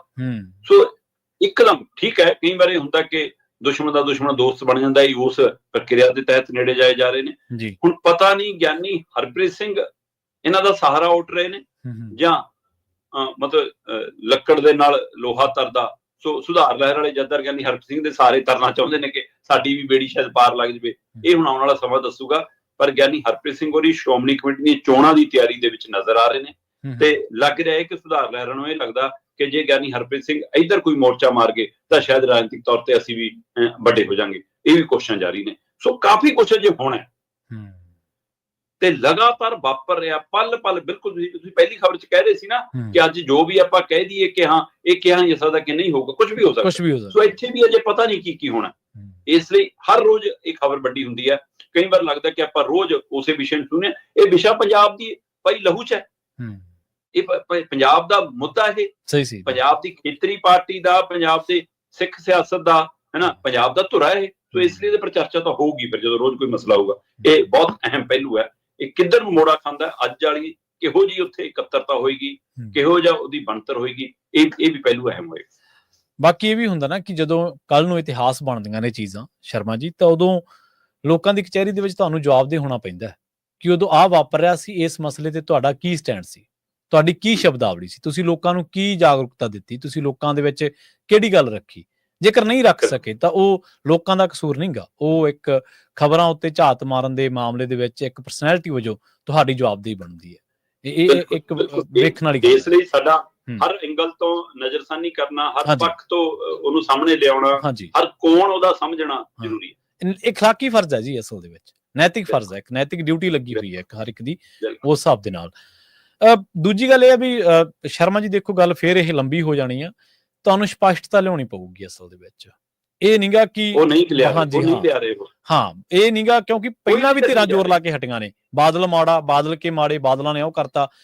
ਜਿੰਨਾ ਚਿਰ ਤੁਸੀਂ ਸੰਗਤ ਦੇ ਵਿੱਚ ਭਰੋਸਾ ਨਹੀਂ ਨਾ ਪੈਦਾ ਕਰਦੇ ਕਿ ਸਾਡੇ ਵਿੱਚ ਆਹ ਸਪਸ਼ਟਤਾ ਹੈ, ਇਸ ਚੀਜ਼ ਨੂੰ ਪਰਨਾ ਕੇ ਅਸੀਂ ਚੱਲਾਂਗੇ, ਆਹ ਧਿਰਾਂ ਦੇ ਨਾਲ ਇੰਨੀ ਦੂਰੀ ਸਾਡੀ ਰਹੂਗੀ, ਜਾਂ ਇਸ ਤਰੀਕੇ ਤੇ ਅਸੀਂ ਸਹਿਮਤ ਨਹੀਂ ਗੇ। ਹਾਂਜੀ ਪ੍ਰਵੀਨ ਜੀ, ਇਹਦੇ ਵਿੱਚ ਕੋਈ ਦੋ ਰਾਏ ਨਹੀਂ ਕਿ ਅਕਾਲੀ ਦਲ, ਬਾਦਲ ਧਿਰ ਨੇ ਵੱਡੀਆਂ ਪਤਾਈਆਂ ਕੀਤੀਆਂ, ਇਸੇ ਲਈ 2 ਤਰੀਕ ਨੂੰ ਤਨਖਾਹੀਏ ਕਰਾਰ ਦਿੱਤੇ ਗਏ। ਹਾਂਜੀ, ਇਸੇ ਲਈ ਇਹ ਸਥਿਤੀ ਆਈ। ਪਰ ਜਿਹੜੀਆਂ ਧਿਰਾਂ ਸ਼ਿਕਾਇਤ ਲੈ ਕੇ ਗਈਆਂ, ਜਦੋਂ ਤੱਕ ਰਾਜ ਭਾਗ ਸੀ ਤਦ ਤੱਕ ਸ਼ਿਕਾਇਤ ਕਿਉਂ ਨਹੀਂ ਲੈ ਕੇ ਗਈ? ਬਿਲਕੁਲ ਸਹੀ ਜੀ। ਜਦੋਂ ਤੁਹਾਡੇ ਪੱਲੇ ਹੁਣ ਕੁਝ ਪੈਂਦਾ ਨਜ਼ਰ ਨਹੀਂ ਆਇਆ, ਥੱਲੇ ਕੁਰਸੀਆਂ ਖਿਸਕ ਗਈਆਂ, ਰਾਜਨੀਤਿਕ ਜ਼ਮੀਨ ਪੈਰਾਂ ਥੱਲੇ ਨਿਕਲ ਗਈ, ਫਿਰ ਤੁਹਾਨੂੰ ਉਹਨਾਂ ਦੀਆਂ ਕਮੀਆਂ ਵੀ ਚਿੱਤੇ ਆ ਗਈਆਂ। ਜੀ ਜੀ ਜੀ। ਉਹਨਾਂ ਕਮੀਆਂ 'ਚ ਤੁਹਾਡੀਆਂ ਤਾਂ ਨਾਲ ਸ਼ਾਮਲ ਸੀ, ਤੁਸੀਂ ਭੋਗੀ ਰਹੇ ਹੋ, ਆਨੰਦ ਮਾਣਿਆ। ਬਿਲਕੁਲ ਇਹ ਬਰਾਬਰ ਨੇ। ਹਾਂਜੀ, ਸੱਤਾ ਵੇਲੇ ਇਹ ਗੱਲ ਆ ਕਿ ਹੁਣ ਤੁਸੀਂ ਇਹ ਦਿਖਾ ਰਹੇ ਹੋ ਕਿ ਅਕਾਲ ਤਖਤ ਸਾਹਿਬ ਦਾ ਹੁਕਮ ਮੰਨ ਕੇ ਆਪਣਾ ਚੁੱਲ੍ਹਾ ਸਮੇਟ ਲਿਆ, ਤੇ ਅਗਲੇ ਕਹਿੰਦੇ ਕਿ ਸਾਡੀ ਭੱਠੀ 'ਚ ਜੇ ਅੱਗ ਬਲਦੀ ਆ, ਅਸੀਂ ਕੀ ਲੈਣਾ। ਸੱਤਾ ਵੇਲੇ ਜੋਟੀਦਾਰ, ਸਾਂਝੀਦਾਰ ਤੇ ਨਾਲ ਦੇ ਸ਼ਰੀਕ, ਤੇ ਸੱਤਾ ਗਈ ਤੋਂ ਵਿਕਟਮ ਨਹੀਂ ਫਿਰ ਤੁਸੀਂ ਬਣ ਸਕਦੇ, ਫਿਰ ਤੁਹਾਨੂੰ ਉਸ ਸਿਕਟਹਿਰੇ 'ਚ ਖੜਨਾ ਪੈਣਾ। ਬਿਲਕੁਲ। ਅਗਲੀ ਗੱਲ ਕਰੀਏ ਧਾਮੀ ਸਾਹਿਬ ਦੀ ਸ਼ਰਮਾ ਜੀ। ਧਾਮੀ ਸਾਹਿਬ ਮੰਨੇ ਨਹੀਂ ਤੇ ਕਹਿੰਦੇ ਹੁਣ ਰੱਖੜਾ ਨੇ SGPC ਮੈਂਬਰਾਂ ਨੂੰ ਚਿੱਠੀ ਲਿਖੀ ਹੈ, ਖਤੋ ਖਤਾਬਤ ਸ਼ੁਰੂ ਹੋ ਚੁੱਕੀ ਹੈ, ਤੇ ਚਿੱਠੀ ਦੇ ਵਿੱਚ ਵਾਸਤਾ ਹੀ ਪਾਇਆ ਹੋਣਾ ਵੀ ਜ਼ੋਰ ਮਾਰੋ, ਤੁਸੀਂ ਵੀ ਮਨਾਓ। ਪ੍ਰਵੀਨ ਜੀ, ਪਹਿਲੀ ਗੱਲ ਤਾਂ ਇਹ ਆ ਜੀ ਕਿ ਸ਼੍ਰੋਮਣੀ ਅਕਾਲੀ ਦਲ, ਬਾਦਲ ਧਿਰ, ਜਿਹਦੇ ਹਵਾਲੇ ਨਾਲ ਰੋਜ਼ ਚਰਚਾ ਇਸ ਗੱਲ ਤੋਂ ਹੋ ਰਹੀ ਹੈ ਕਿ ਉਹਨਾਂ ਨੇ 2 ਤਰੀਕ ਦੇ ਹੁਕਮਨਾਮਿਆਂ ਨੂੰ ਤਲਾਂਜਲੀ ਦੇਤੀ। ਹਾਂਜੀ, ਉਹ ਤੋਂ ਬੇਮੁਖ ਹੋ ਗਏ, ਖਾਸ ਕਰ ਰਾਜਨੀਤਿਕ ਫੈਸਲਿਆਂ ਤੋਂ। ਪਰ ਮੈਨੂੰ ਲੱਗਦਾ ਕਿ ਅਕਾਲੀ ਦਲ ਦੇ ਜਿਹੜੇ ਸੋ ਕਾਲਡ ਸਲਾਹਕਾਰ ਨੇ, ਦਿਮਾਗ ਨੇ, ਉਹ ਕਹਿੰਦੇ ਕਿ ਅਸੀਂ ਅੱਜ ਉਹ ਬਾਗੋ ਬਾਗ ਨੇ ਕਿ ਆਪਾਂ ਜਿਸ 2 ਤਰੀਕ ਤੋਂ ਜਿਹੜੇ ਪਹਿਲੂ ਤੋਂ ਚੱਲੇ ਸੀ ਉਹ ਤੋਂ ਬਹੁਤ ਗਾਂਹ ਆ ਗਿਆ। ਹੁਣ 2 ਤਰੀਕ ਵਾਲੇ ਫੈਸਲਿਆਂ ਦੇ ਹਵਾਲੇ ਨਾਲ, ਜਾਂ ਇਸ ਅਕਾਲੀ ਦਲ ਦੀ ਲੀਡਰਸ਼ਿਪ ਦੇ ਗੁਨਾਹਗਾਰ ਹੋਣ ਦੇ ਹਵਾਲੇ ਨਾਲ, ਉਹਨਾਂ ਦੀ ਗੁਨਾਹਾਂ ਦੀ ਤਸਦੀਕ, ਉਹਨਾਂ ਨੇ ਕਿੰਨਾ ਕੁ ਆਪਣੇ ਸੁਧਾਰ ਕੀਤਾ, ਇਹਦੇ ਤੇ ਗੱਲ ਹੋਣ ਦੀ ਬਜਾਏ ਰੋਜ਼ ਦੀ ਘਟਨਾ ਹੁੰਦੀ ਹੈ, ਰੋਜ਼ ਦੀ ਨਵੀਂ ਘਟਨਾ ਤੇ ਗੱਲ ਹੁੰਦੀ ਹੈ। ਸੋ ਉਹ ਕਹਿੰਦੇ ਅਸੀਂ ਸਾਰੇ ਤੋਂ ਦੂਰ ਲੈ, ਮੁੱਖ ਮੁੱਦੇ ਤੋਂ ਧਿਆਨ ਹਟਾਉਣ 'ਚ ਅਕਾਲੀ ਦਲ ਸਮਝਦਾ ਕਿ ਅਸੀਂ ਕਾਮਯਾਬ ਹੋ ਗਏ। ਤੇ ਇਸ ਪ੍ਰਕਿਰਿਆ 'ਚ ਹੁਣ ਆਪਾਂ ਕਦੇ ਗੱਲ ਕਰ ਰਹੇ ਹਾਂ ਜੀ ਗਿਆਨੀ ਹਰਪ੍ਰੀਤ ਸਿੰਘ ਦੇ ਅਸਤੀਫੇ ਦੀ, ਕਦੇ ਗੱਲ ਕਰ ਰਹੇ ਹਾਂ ਜੀ ਆਪਾਂ 7 ਮੈਂਬਰੀ ਕਮੇਟੀ ਦੇ ਮੈਂਬਰਾਂ ਦੇ ਅਸਤੀਫੇ ਦੀ, ਕਦੇ ਗੱਲ ਕਰ ਰਹੇ ਹਾਂ ਜੀ ਗਿਆਨੀ ਰਘਵੀਰ ਸਿੰਘ ਹੁਣ ਕੀ ਕਰਨਗੇ। ਸੋ ਲੈ ਦੇ ਕੇ ਉਹਨਾਂ ਨੂੰ ਇਹ ਲੱਗਦਾ ਕਿ ਲਓ ਜੀ ਇੰਨਾ ਖਲਾਰਾ ਪੈ ਗਿਆ, ਉਹਦੇ ਵਿੱਚ ਸਾਡਾ ਵੀ ਕੰਮ ਦੇਖਣਾ।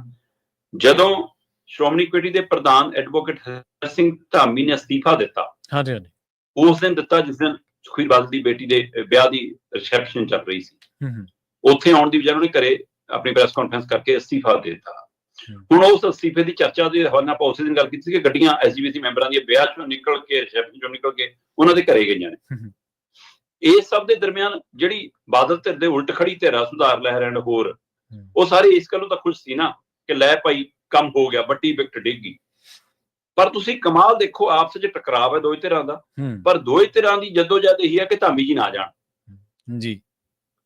ਇੱਕ ਪਾਸੇ ਬਾਦਲ ਧਿਰ ਕੱਲ ਸਵੇਰੇ ਹੀ ਜਥਾ ਲੈ ਕੇ ਦਲਜੀਤ ਸਿੰਘ ਚੀਮਾ ਦੀ ਅਗਵਾਈ 'ਚ ਘਰੇ ਜਾ ਬੈਠੀ ਧਾਮੀ ਸਾਹਿਬ ਦੇ ਕਿ ਧਾਮੀ ਸਾਹਿਬ ਦੱਸੋ ਕਿਹੜੇ ਫਾਰਮੂਲੇ ਤੇ ਮੰਨਣਾ, ਅਸੀਂ ਜੀ ਤੁਹਾਨੂੰ ਕੋਈ ਉਹ ਨਹੀਂ ਕਰਾਂਗੇ, ਦਬਾਅ ਨਹੀਂ ਬਣਾਵਾਂਗੇ, ਕੋਈ ਵਿੱਚ ਦਖਲਅੰਦਾਜ਼ੀ ਨਹੀਂ ਕਰਾਂਗੇ, ਤੁਸੀਂ ਜਿਵੇਂ ਚਲਾਉਣਾ ਚਾਹੋ ਉਵੇਂ ਚਲਾਓ, ਸ਼੍ਰੋਮਣੀ ਕਮੇਟੀ ਤੁਸੀਂ ਚਲਾਉਣੀ ਹੈ, ਤੁਹਾਡਾ ਅਸਤੀਫਾ ਪ੍ਰਵਾਨ ਨਹੀਂ ਹੋਣਾ, ਤੁਸੀਂ ਆਪੇ ਵਾਪਸ ਲੈ। ਠੀਕ ਹੈ ਜੀ। ਹੁਣ ਧਾਮੀ ਸਾਹਿਬ ਨਾ ਤਾਂ ਨਿਆਣੇ ਨੇ, ਨਾ ਉਹ ਇਹਨਾਂ ਨਾਲ ਪਹਿਲੀ ਵਾਰ ਵਾਸਤਾ ਪਿਆ, ਇਹਨਾਂ ਨੂੰ ਪਤਾ ਹੀ ਹੈ ਕਿ ਦਬਾਅ ਕਿਹੋ ਜਿਹਾ ਹੁੰਦਾ ਤੇ ਕੀ ਹੁੰਦਾ। ਆਪਾਂ ਕੱਲੇ ਗੱਲ ਕਰਕੇ ਆਪਾਂ ਕਿ ਧਾਮੀ ਸਾਹਿਬ ਕਦੇ ਨਹੀਂ ਚਾਹੁੰਦੇ ਸੀ ਕਿ ਮੈਂ ਗਿਆਨੀ ਹਰਪ੍ਰੀਤ ਸਿੰਘ ਨੂੰ ਤੋਰਾਂ, ਪਰ ਅਗਲੇ ਨੇ ਤੁਰਵਾਤਾ।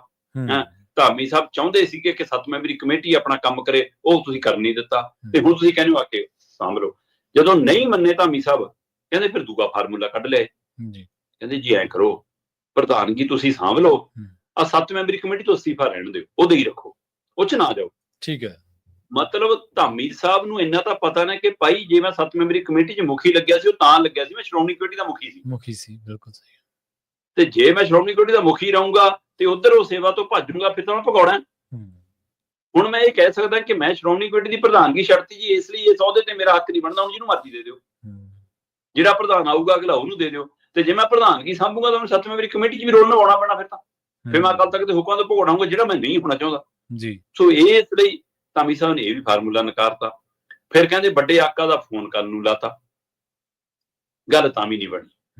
ਸੋ ਹੁਣ ਜਦੋਂ ਆਪਾਂ ਇਹ ਪ੍ਰੋਗਰਾਮ ਕਰ ਰਹੇ ਹਾਂ ਆਪਣੇ ਦਰਸ਼ਕਾਂ ਲਈ, ਤਦ ਤੱਕ ਧਾਮੀ ਸਾਹਿਬ ਨਹੀਂ ਮੰਨੇ ਜੀ। ਪਰ ਅੱਜ ਦਾ ਪੂਰਾ ਦਿਨ, ਅੱਜ ਦੀ ਪੂਰੀ ਭਾਰਤ ਦੇ ਹਵਾਲੇ ਨਾਲ ਰਾਤ ਪਈ ਆ, ਕਿਉਂਕਿ ਸਵੇਰ ਨੂੰ 21 ਤਰੀਕ ਨੂੰ ਇਹਨਾਂ ਦੀ ਅੰਤਰਿਮ ਕਮੇਟੀ ਦੀ ਬੈਠਕ ਹੈ, ਜਿਹਦੇ ਵਿੱਚ ਫੈਸਲਾ ਹੋਣਾ ਹੈ ਕਿ ਅਸਤੀਫਾ ਪ੍ਰਵਾਨ ਕਰੀਏ ਜਾਂ ਨਾ ਕਰੀਏ। ਜੇ ਕਰੀਏ ਤਾਂ ਕਿਹਨੂੰ ਪ੍ਰਧਾਨ ਲਾਈਏ, ਕਿ ਇੱਥੋਂ ਹੀ ਚੁਣ ਲਈਏ, ਇਜਲਾਸ 'ਚ ਜਾਈਏ, ਇਹ ਸਾਰੀ ਪ੍ਰਕਿਰਿਆ ਪਈ ਹੈ। ਦੂਸਰੇ ਪਾਸੇ ਸੁਧਾਰ ਲਹਿਰ ਵਾਲੇ ਵੀ ਇਸੇ ਗੱਲ ਹੀ ਜੱਦੋਜਹਿਦ ਨੇ ਕਿ ਧਾਮੀ ਸਾਹਿਬ ਤੁਸੀਂ ਥੋੜੇ ਜਿਹੇ ਸਿਧਾਂਤ ਦੇ ਨੇੜੇ ਤਾਂ ਹੈਗੇ ਹੋ, ਸੱਚ ਦੇ ਨੇੜੇ ਤਾਂ ਹੈਗੇ ਹੋ, ਜੇ ਤੁਸੀਂ ਵੀ ਚਲੇ ਗਏ ਕੋਈ ਹੋਰ ਆ ਗਿਆ, ਪਤਾ ਨਹੀਂ ਉਹ ਕੀ ਕਰੂਗਾ। ਸੋ ਤੁਸੀਂ ਨਾ ਜਾਓ। ਉਹ ਵੀ ਜ਼ੋਰ ਲਾ ਰਹੇ, ਕਦੇ ਕਰਨੈਲ ਸਿੰਘ ਪੰਜੋਲੀ ਚਿੱਠੀ ਲਿਖ ਰਿਹਾ ਹੈ, ਕਦੇ ਕੋਈ ਟਵੀਟ ਕਰ ਰਿਹਾ, ਕਦੇ ਕੋਈ ਫੋਨ ਮਿਲਾ ਰਿਹਾ ਹੈ ਨਾ, ਕਦੇ ਕਿਸੇ ਤੋਂ ਕਹਾ ਰਿਹਾ। ਪਰ ਧਾਮੀ ਸਾਹਿਬ ਹੁਣ ਅੜ ਗਏ, ਕਹਿੰਦੇ ਵੀ ਪਹਿਲਾਂ ਮੈਂ 2-3 ਵਾਰ ਕੋਸ਼ਿਸ਼ ਕੀਤੀ ਅਸਤੀਫਾ ਦੇਣ ਦੀ, ਮੈਂ ਦੱਸ ਕੇ ਕੀਤੀ, ਮੈਨੂੰ ਰੋਕ ਲਿਆ ਗਿਆ, ਹੁਣ ਮੈਂ ਦੇਤਾ, ਹੁਣ ਮੈਂ ਨਹੀਂ ਮੁੜਦਾ। ਜਿੰਨਾ ਕੁ ਉਹਨੂੰ ਜਾਣਨ ਵਾਲੇ ਨੇ ਉਹ ਸਮਝਦੇ ਨੇ ਕਿ ਜੇ ਹੁਣ ਮੁੜੇ ਤਾਂ ਉਹਨਾਂ ਦਾ ਪੰਥਕ ਤੌਰ ਤੇ ਜਿਹੜਾ ਕੱਦ ਕਾਠ ਜਿੰਨਾ ਕੁ ਵੀ ਹੈਗਾ ਉਹਨੂੰ ਢਾਹ ਲੱਗੂਗੀ। ਇਹ ਸਭ ਦੇ ਦਰਮਿਆਨ ਸੁਰਜੀਤ ਸਿੰਘ ਰੱਖੜਾ ਨੇ ਇੱਕ ਲੰਬੀ ਚੌੜੀ ਚਿੱਠੀ SGPC ਦੇ ਸਮੁੱਚੇ ਮੈਂਬਰਾਂ ਦੇ ਨਾਲ ਖੁੱਲੀ ਲਿਖਤੀ। ਸੁਰਜੀਤ ਸਿੰਘ ਰੱਖੜਾ ਨੇ ਉਹ ਚਿੱਠੀ ਦਾ ਸਿਰਲੇਖ ਰੱਖਿਆ, ਪ੍ਰਧਾਨਗੀ ਤੋਂ ਅਸਤੀਫਾ ਦੇ ਚੁੱਕੇ ਸੁਖਬੀਰ ਸਿੰਘ ਬਾਦਲ ਵੱਲੋਂ SGPC ਮੈਂਬਰਾਂ ਨੂੰ ਆਪਣੇ ਘਰ ਵਿਸ਼ੇਸ਼ ਮੀਟਿੰਗ ਸੱਦਣ ਤੇ ਸਮੁੱਚੇ SGPC ਮੈਂਬਰਾਂ ਦੇ ਨਾਲ ਖੁੱਲਾ ਕਰ ਦਿੱਤਾ। ਉਹ ਕਹਿੰਦੇ ਵੀ ਜਿਵੇਂ ਬਾਦਲਾਂ ਨੇ ਜਥੇਦਾਰ ਘਰੇ ਸੱਦ ਲਏ ਸੀ ਹੈਨਾ, ਉਵੇਂ ਸੁਖਬੀਰ ਬਾਦਲ ਹੁਣ ਸ਼੍ਰੋਮਣੀ ਕਮੇਟੀ ਮੈਂਬਰਾਂ ਨੂੰ ਘਰੇ ਸੱਦੀ ਜਾਂਦਾ। ਕਿ ਉਹ ਕਿਹੜੇ ਅਧਿਕਾਰ ਨਾਲ ਸੱਦ ਰਿਹਾ ਜੀ? ਨਾ ਉਹ ਪਾਰਟੀ ਦਾ ਪ੍ਰਧਾਨ ਹੈ, ਨਾ ਉਹ ਕੋਈ ਸਰਕਾਰੀ ਅਹੁਦੇ ਤੇ ਹੈ ਨਾ, ਨਾ ਉਹ SGPC ਦੇ ਵਿੱਚ ਕਿਸੇ ਰੋਲ 'ਚ ਹੈ, ਫਿਰ ਉਹ ਕਿਹੜੇ ਅਧਿਕਾਰ ਨਾਲ ਸੱਦ ਰਿਹਾ? ਦੂਸਰੇ ਪਾਸੇ ਇਹ ਸਭ ਨੂੰ ਪਤਾ ਕਿ ਚਾਹੇ ਪ੍ਰਧਾਨ ਮੰਤਰੀ ਮਨਮੋਹਨ ਸਿੰਘ ਸੀਗੇ ਤੇ ਚਾਹੇ ਪਾਰਟੀ ਦੇ ਪ੍ਰਧਾਨ ਖੜਗੇ ਨੇ, ਚੱਲਦੀ ਤਾਂ ਸੋਨੀਆ ਤੇ ਰਾਹੁਲ ਦੀ ਉਹ ਹੈ ਨਾ। ਹਾਂਜੀ ਹਾਂਜੀ ਬਿਲਕੁਲ। ਉਸੇ ਤਰ੍ਹਾਂ ਇੱਥੇ ਚਾਹੇ ਬਲਵਿੰਦਰ ਸਿੰਘ ਭੁੰਦੜ ਨੇ ਤੇ ਚਾਹੇ ਦਲਜੀਤ ਸਿੰਘ ਚੀਮਾ ਨੇ ਤੇ ਚਾਹੇ ਧਾਮੀ ਨੇ, ਚੱਲਦੀ ਤਾਂ ਸੁਖਬੀਰ ਸਿੰਘ ਬਾਦਲ ਦੀ ਉਹ ਹੈ ਨਾ। ਤੇ ਅਗਲੇ ਕਹਿੰਦੇ ਕਿ ਵੀ ਇਹ ਜਥੇਦਾਰਾਂ ਨਾਲ ਜੋੜ ਕੇ ਮਾਮਲਾ ਸੁਰਜੀਤ ਸਿੰਘ ਰੱਖੜਾ ਇਹਨੂੰ ਹੋਰ ਰੰਗਤ ਦੇਣਾ ਚਾਹੁੰਦੇ ਨੇ। SGPC ਦੇ ਮੈਂਬਰ ਅਕਾਲੀ ਦਲ ਦੇ ਵਰਕਰ ਵੀ ਨੇ। ਉਹਨਾਂ ਧਾਮੀ ਸਾਹਿਬ ਨੇ ਵੀ ਕਿਹਾ ਕਿ ਮੈਂ ਭਾਈ ਪ੍ਰਧਾਨਗੀ ਛੱਡੀ, ਮੈਂ ਅਕਾਲੀ ਦਲ ਥੋੜਾ ਛੱਡਿਆ, ਮੈਂ ਤੁਹਾਡਾ ਵਰਕਰ ਤਾਂ ਹੈਗਾ ਹੀ ਆ, ਲੀਡਰ ਤਾਂ ਹੈਗਾ ਹੀ ਆ ਮੈਂ ਉੱਥੇ। ਸੋ ਇਸ ਲਈ ਕਹਿੰਦੇ ਕਿ SGPC ਮੈਂਬਰਾਂ ਨਾਲ ਮੁਲਾਕਾਤ ਸੁਖਬੀਰ ਬਾਦਲ ਦੀ ਰਣਨੀਤੀ ਦਾ ਹਿੱਸਾ, ਇਹ ਪਾਰਟੀ ਦੇ ਅੰਦਰ ਦਾ ਕੋਈ ਅਧਿਕਾਰਤ ਬੈਠਕ 'ਚ ਸੁਖਬੀਰ ਬਾਦਲ ਪ੍ਰਧਾਨਗੀ ਕਰਦੇ ਹੁਣ ਕਿ ਹਾਂ ਵੀ ਇਸ ਕਮੇਟੀ ਦੇ ਵਿੱਚ ਹੈ ਵੀ ਨਹੀਂ ਕਿ ਤਾਂ ਵੀ ਬੈਠੇ ਆ, ਫਿਰ ਤਾਂ ਕਹਿੰਦੇ ਇਹ ਗਲਤ ਕਹੋ। ਸੋ ਇਸ ਲਈ ਅਗਲਿਆਂ ਦਾ ਨੁਕਤਾ ਇਹ ਹੈ।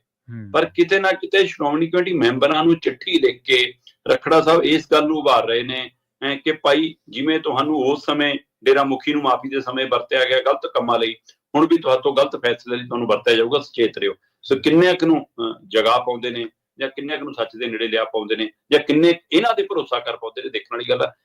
ਪੰਥਕ ਸਿਆਸਤ ਦੇ ਵਿੱਚ, ਪੰਥਕ ਸਿੱਖ ਸਿਆਸਤ ਦੇ ਵਿੱਚ ਬਹੁਤ ਕੁਝ ਵਾਪਰ ਰਿਹਾ ਔਰ ਲਗਾਤਾਰ ਪਲ ਪਲ ਘਟਨਾ ਬਦਲ ਰਹੀਆਂ। ਅੱਜ ਨਹੀਂ ਪਤਾ ਕਿ ਆਪਾਂ ਇਹ ਖਬਰਾਂ ਦੇ ਕਰਕੇ ਹਟੀਏ, ਉਸ ਤੋਂ ਬਾਅਦ ਕੀ ਨਵਾਂ ਘਟਨਾਕ੍ਰਮ ਸਾਹਮਣੇ ਆਇਆ। ਬਿਲਕੁਲ ਸਹੀ ਹੈ ਜੀ।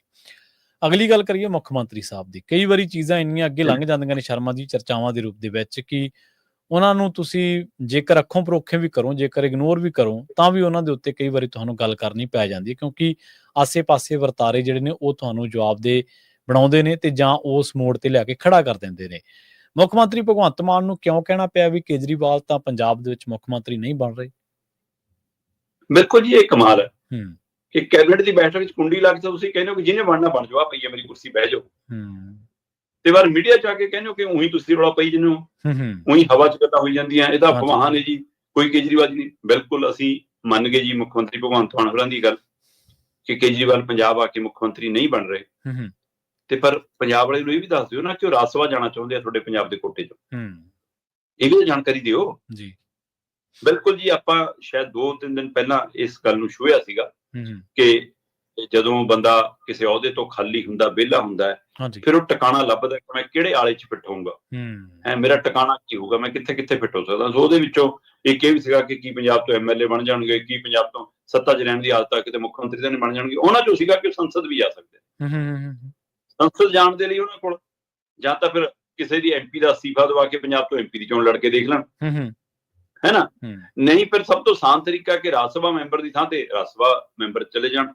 ਪੰਜਾਬ ਤੋਂ 7 ਰਾਜ ਸਭਾ ਮੈਂਬਰ ਨੇ, 7 ਚੋਂ 2 ਸਿੱਧੇ ਇਹਨਾਂ ਦੇ ਘਰ ਦੇ ਨੇ, ਆਪਣਾ ਸੰਦੀਪ ਪਾਠਕ ਤੇ ਰਾਘਵ ਚੱਡਾ, ਉਹਨਾਂ ਦੋਵਾਂ ਦੀ ਥਾਂ ਤੇ ਚਲੇ ਜਾਣ। ਪਰ ਕਹਿੰਦੇ ਕਿ ਨਹੀਂ, ਜਿਹੜੀਆਂ ਪੰਜਾਬ ਦੇ ਰਾਜ ਸਭਾ ਮੈਂਬਰਾਂ ਦੀਆਂ ਕੋਠੀਆਂ ਤੇ ਕਬਜ਼ਾ ਹੈ, ਕੇਜਰੀਵਾਲ ਜੀ ਰਹਿ ਰਹੇ ਨੇ ਲਵਲੀ ਵਾਲੀ ਦੀ 'ਚ ਤੇ ਮਨੀਸ਼ ਸਿਸੋਦੀਆ ਰਹੇ ਨੇ ਭੱਜੀ ਵਾਲੀ 'ਚ, ਕਿ ਉਹ ਜਿਹੜਾ ਕਬਜ਼ਾ ਹੈ ਉਹਨੂੰ ਇਹ ਮਲਕੀਅਤ 'ਚ ਬਦਲਣਾ ਚਾਹੁੰਦੇ ਨੇ। ਠੀਕ ਹੈ, ਇਹ ਚਾਹੁੰਦੇ ਨੇ ਕਿ ਉੱਥੋਂ ਹੀ ਅਸੀਂ ਉਸ ਕੋਟੇ 'ਚੋਂ ਚੱਲ ਜਾਈਏ ਤੇ ਕੋਠੀਆਂ ਸਾਡੇ ਕੋਲ ਪੱਕੀਆਂ ਰਹਿ ਜਾਣ। ਹੁਣ ਕੀ ਇਹ ਭੱਜੀ ਦਾ ਅਸਤੀਫਾ ਭਾਲਦੇ ਨੇ, ਲਵਲੀ ਵਾਲੇ ਦਾ ਭਾਲਦੇ ਨੇ, ਦੂਏ ਵਪਾਰੀ ਦਾ ਭਾਲਦੇ ਨੇ, ਤੀਏ ਦਾ ਭਾਲਦੇ ਨੇ, ਸੰਤ ਬਲਵੀਰ ਸਿੰਘ ਸਿੰਚਲ ਦਾ ਭਾਲਦੇ ਨੇ, ਆਪਣੇ ਘਰ ਦੇ 2 ਬੰਦਿਆਂ ਦਾ ਕਿਉਂ ਨਹੀਂ? ਉਹ ਵੀ ਤਾਂ ਪੰਜਾਬ ਦੇ ਕੋਟੇ 'ਚੋਂ ਬਣੇ ਹੋਏ ਨੇ, ਹੈ ਬਾਹਰੀ ਨੇ, ਤੇ ਉਹ ਜੇ ਤੁਸੀਂ ਬਣ ਜਾਓਗੇ ਬਾਈ ਬਾਹਰੀ, ਉਹਨਾਂ ਨੂੰ ਹਟਾ ਕੇ ਬਣ ਜਾਓ। ਜਿਹੜੇ ਪੰਜਾਬ ਦੇ ਬਣੇ ਨੇ, ਪੰਜਾਬ ਨੇ ਤਾਂ ਜਦ ਖਾਸਾ ਰੌਲਾ ਪਾਇਆ ਸੀ, ਨਾ ਜਿਹੜੇ ਬਣੇ ਨੇ ਉਹਨਾਂ ਨੇ ਹਾਮੀ ਭਰੀ, ਨਾ ਜਿਨ੍ਹਾਂ ਨੇ ਬਣਾਏ ਨੇ ਉਹਨਾਂ ਨੇ ਹਾਮੀ ਭਰੀ। ਪੰਜਾਬ ਦਾ ਰੌਲਾ ਚੱਲੀ ਗਿਆ ਨਾ, ਹਿਊਮਰ ਫੈਲਿਆ ਰਿਹਾ ਨਾ ਕਿ ਅਗਲੇ ਨੇ ਮੁੱਲ ਖਰੀਦਣੀ ਹੈ ਰਾਜ ਸਭਾ ਸੀਟਾਂ, ਤੇ ਜਦੋਂ ਹੁਣ ਰੌਲਾ ਪਿਆ ਫਿਰ ਪੰਜਾਬ ਦੇ ਲੋਕ ਫੇਰ ਪੁੱਛਦੇ ਨੇ ਕਿ ਭਾਈ ਉਹਨਾਂ ਦੇ ਪੈਸੇ ਪੂਸੇ ਮੋੜਨਗੇ, ਫਿਰ ਇਹ ਬਿਆਸ ਨੇ ਮੋੜਨਗੇ। ਮਤਲਬ ਇਹੀ ਜਿਹੀਆਂ ਚਰਚਾਵਾਂ ਜਦੋਂ ਚੱਲਣ ਤਾਂ ਇਹਦਾ ਮਤਲਬ ਜੇ ਕਿਤੇ ਅੱਗ ਲੱਗੀ ਹੁੰਦੀ ਹੈ ਤਾਂ ਹੀ ਧੂੰਆਂ ਉੱਠਦਾ ਹੈ। ਹਾਂਜੀ ਹਾਂਜੀ, ਬਿਲਕੁਲ ਠੀਕ ਹੈ ਨਾ। ਇਹਦੀ ਨਾ ਤਾਂ ਅਧਿਕਾਰ ਪੁਸ਼ਟੀ ਅਸੀਂ ਕਰ ਰਹੇ ਹਾਂ ਕਿ ਕੋਈ ਲੈਣ ਦੇਣ ਹੋਇਆ, ਪਰ ਜੋ ਲੋਕਾਂ 'ਚ ਚਰਚਾ ਉਹਦੀ ਗੱਲ ਤਾਂ ਸਾਡੀ ਰੱਖਣਾ ਸਾਡਾ ਫਰਜ਼ ਹੈ ਨਾ, ਕਿ ਭਾਈ ਲੋਕਾਂ 'ਚ ਇਹ ਵੀ ਚਰਚਾ ਛਿੜਦੀ ਹੈ। ਹੁਣ ਉਸ ਹਵਾਲੇ ਨਾਲ ਸਵਾਤੀ ਮਾਲੀਵਾਲ ਤੋਂ ਅਸਤੀਫੇ ਦੀ ਮੰਗ ਹੋਈ ਸੀ ਇਹਨਾਂ ਦੇ ਅੰਦਰ, ਤੇ ਅਗਲੀ ਅੜ ਗਈ, ਤੇ ਉਹ ਲੜਾਈ ਵੀ ਹੋਈ, ਖਲਾਰਾ ਵੀ ਹੋਇਆ, ਥਾਣਾ ਕਚਹਿਰੀ ਵੀ ਹੋਇਆ, ਹੈ ਨਾ, ਵਿਭਵ ਕੁਮਾਰ ਵਾਲਾ ਕੇਸ ਵੀ ਹੋਇਆ। ਪਰ ਸਵਾਤੀ ਮਾਲੀਵਾਲ ਤਾਂ ਰਾਜ ਸਭਾ ਮੈਂਬਰ ਹੈ ਨਾ, ਤੁਸੀਂ ਚਾਹੇ ਉਹਨੂੰ ਪਾਰਟੀ 'ਚੋਂ ਕੱਢ ਦਿਓ, ਪਾਰਟੀ ਦੇ ਕੋਟੇ 'ਚੋਂ ਹੀ ਰਹੂਗੀ ਹੁਣ, ਉਹਨੀ ਦੇ ਉਹਨੂੰ ਹਟਾ ਨਹੀਂ ਸਕਦੇ ਤੁਸੀਂ। ਉਸੇ ਤਰ੍ਹਾਂ ਹੁਣ ਇੱਥੇ ਚਾਹੁੰਦੇ ਨੇ ਕਿ 2 ਰਾਜ ਸਭਾ ਮੈਂਬਰ ਅਸਤੀਫਾ ਦੇ ਦੇਣ, ਪਰ ਕੀ ਰਾਜ ਸਭਾ ਮੈਂਬਰ ਅਸਤੀਫਾ ਦੇਣਗੇ? ਜੇ ਅੜੇ ਰਹੇ ਫਿਰ ਕੀ ਕਰਨਗੇ? ਪਤਾ ਲੱਗ ਰਿਹਾ ਕਿ ਕੇਜਰੀਵਾਲ ਤੇ ਮਨੀਸ਼ ਸਿਸੋਦੀਆ ਪੰਜਾਬ ਦੇ ਕੋਟੇ 'ਚੋਂ ਰਾਜ ਸਭਾ ਜਾਣਾ ਚਾਹੁੰਦੇ। ਠੀਕ ਹੈ ਜੀ, ਜਾਂਦੇ ਜਾਂਦੇ ਗੱਲ ਕਰੀਏ ਕਾਂਗਰਸ ਦੀ ਪੰਜਾਬ ਦੀ ਪ੍ਰਧਾਨਗੀ ਦੇ ਬਾਰੇ। ਕੱਲ ਵੀ ਆਪਾਂ ਇਸ ਬਾਰੇ ਚਰਚਾ ਕੀਤੀ ਸੀ। ਪ੍ਰਗਟ ਸਿੰਘ ਕਹਿੰਦੇ ਰਾਹੁਲ ਗਾਂਧੀ ਦੇ ਨਾਲ ਅੱਜ ਕੱਲ ਪ੍ਰਗਟ ਸਿੰਘ ਤੇ ਰਾਹੁਲ ਗਾਂਧੀ ਦੇ ਵਿਚਾਲੇ ਮੁਲਾਕਾਤਾਂ ਦਾ ਦੌਰ ਚੱਲ ਰਿਹਾ, ਤੇ ਉਹ ਪ੍ਰਧਾਨ ਬਣਨ ਜਾ ਰਹੇ ਨੇ ਜਾਂ ਫਿਰ ਸਲਾਹਾਂ ਦੇ ਰਹੇ ਨੇ ਕਿ ਇਸ ਬੰਦੇ ਨੂੰ ਬਣਾ ਦਿਓ, ਇਹਨੂੰ ਬਣਾ ਦਿਓ। ਬਿਲਕੁਲ ਜੀ, ਕਾਫੀ ਹਲਚਲ ਹੈ ਕਾਂਗਰਸ ਦੇ ਅੰਦਰ। ਨਵੇਂ ਇੰਚਾਰਜ ਜਦੋਂ ਲੱਗਿਆ, ਆਪਾਂ ਤਦ ਵੀ ਗੱਲ ਕੀਤੀ ਸੀ, ਭੁਪੇਸ਼ ਬਘੇਲ ਹੋਰੀ ਛੱਤੀਸਗੜ੍ਹ ਦੇ ਸਾਬਕਾ ਮੁੱਖ ਮੰਤਰੀ, ਉਹਨਾਂ ਨੂੰ ਵੀ ਬੜੇ ਬੜੇ ਗੁਲਦਸਤੇ ਦੇ ਕੇ ਆਏ ਨੇ। ਰਾਜਾ ਵੜਿੰਗ ਤੇ ਪ੍ਰਤਾਪ ਬਾਜਵਾ ਇਕੱਠੇ ਹੀ ਮਿਲੇ ਆਏ ਨੇ, ਪਤਾ ਇਹਨਾਂ ਨੂੰ ਕਹਿ ਕੇ ਆਏ ਨੇ ਜੀ ਕਿ ਸਾਡੇ 'ਚ ਅੰਡਰਸਟੈਂਡਿੰਗ ਹੋ ਗਈ, ਇਹਨੂੰ ਹਟਾ ਕੇ ਮੈਨੂੰ ਬਣਾ ਦਿਓ ਜਾਂ ਮੈਨੂੰ ਹਟਾ ਕੇ ਇਹਨੂੰ ਬਣਾ ਦਿਓ। ਸੋ ਇਹ ਨਹੀਂ ਪਤਾ, ਪਰ ਅਗਲੇ 2 ਹੀ ਮਿਲੇ ਆਏ, ਇਹ ਦਿਖਾਉਣ ਦੀ ਕੋਸ਼ਿਸ਼ ਕੀਤੀ ਹੈ ਕਿ ਅਸੀਂ ਇੱਕ ਸੁਰ ਹੈ। ਪਰ ਸਾਰਿਆਂ ਨੂੰ ਪਤਾ ਕਿੰਨੀ ਇੱਕ ਸੁਰ ਤਾਲ ਨੇ, ਹੈ ਨਾ। ਕਦੇ ਉਧਰ ਰਾਣੀ ਹੋਰੀ ਹਮਲਾ ਕਰ ਦਿੰਦੇ ਆ ਰਾਜਾ ਵੜਿੰਗ ਤੇ, ਕਦੇ ਪ੍ਰਤਾਪ ਬਾਜਵਾ ਚੁੰਡੀ ਵੜ ਦਿੰਦੇ ਆ, ਕਦੇ ਸੁਖਜਿੰਦਰ ਰੰਧਾਵਾ ਸਾਹਮਣੇ ਆ ਜਾਂਦੇ ਆ। ਸੋ ਰਾਜਾ ਵੜਿੰਗ ਦੀ ਪ੍ਰਧਾਨਗੀ ਜਾਣੀ ਫਿਲਹਾਲ ਤੈਅ ਮੰਨੀ ਜਾ ਰਹੀ ਹੈ, ਜਦੋਂ ਕਿ ਉਹ ਆਪਣੇ ਰਿਪੋਰਟ ਕਾਰਡ 'ਚ ਗੁੱਡ ਲਿਖਾਈ ਫਿਰਦੇ ਨੇ ਕਿ ਮੈਂ ਲੋਕ ਸਭਾ 'ਚ ਵੀ ਚੰਗਾ ਕੰਮ ਕੀਤਾ, ਮੈਂ ਪੰਚਾਇਤੀ ਨਗਰ ਨਿਗਮ 'ਚ ਚੰਗਾ ਕੰਮ ਕੀਤਾ, ਮੈਂ ਤਾਂ ਆਪਣੀ MLA ਸੀਟ ਛੱਡ ਕੇ ਵੀ ਤੁਹਾਨੂੰ ਦੂਜੀ ਸੀਟ ਕੱਢ ਕੇ ਦੇਤੀ, ਹੈ ਨਾ, ਤੁਸੀਂ ਮੈਨੂੰ ਤਾਂ ਵੀ ਹਟਾਉਣ ਨੂੰ ਫਿਰਦੇ ਹੋ। ਉਹਦੇ ਬਾਵਜੂਦ ਵੀ, ਕਿਉਂਕਿ ਕਾਂਗਰਸ ਦੇ ਵਿੱਚ ਇੱਕ ਕਲਚਰ ਹੈਗਾ ਕਿ ਜਿਹੜਾ ਪ੍ਰਧਾਨਗੀ ਜਿਹਦੇ ਕੋਲ ਹੋਊਗੀ ਉਹੀ ਲਗਭਗ ਮੁੱਖ ਮੰਤਰੀ ਦਾ ਦਾਅਵੇਦਾਰ ਬਣਦਾ। ਤੋ ਇਸ ਲਈ ਇਹ ਜਦੋਜਹਿਦ ਬਹੁਤ ਵੱਡੀ ਹੈ। ਹੁਣ ਇਹ ਜਦੋਜਹਿਦ ਦੇ ਵਿੱਚ ਜੇਕਰ ਰਾਜਾ ਵੜਿੰਗ ਨੂੰ ਹਟਾ ਕੇ ਸੁਖਜਿੰਦਰ ਰੰਧਾਵਾ ਹੀ ਬਣਨਾ ਹੈ, ਪ੍ਰਤਾਪ ਸਿੰਘ ਬਾਜਵਾ ਹੀ ਬਣਨਾ ਹੈ, ਪ੍ਰਗਟ ਸਿੰਘ ਹੀ ਬਣਨਾ ਹੈ ਨਾ, ਫਿਰ ਕਹਿੰਦੇ ਕਿ ਇੱਥੇ ਚਰਚਾ ਚੱਲੀ ਜਾਂਦੀ ਵੀ ਫਿਰ ਤਾਂ ਜੱਟ ਵਾਲਾ ਹੀ ਪੱਖ ਭਾਰੀ ਰਹੂਗਾ, ਫਿਰ ਇਹ BJP ਤੇ ਆਮ ਆਦਮੀ ਪਾਰਟੀ ਵਾਲੀ ਨੀਤੀ ਤੇ ਕਿਵੇਂ ਆਵਾਂਗੇ, ਉੱਥੇ ਤਾਂ ਉਹ ਹਿੰਦੂ ਪੱਤਾ ਖੇਡ ਰਹੇ ਨੇ ਜੀ।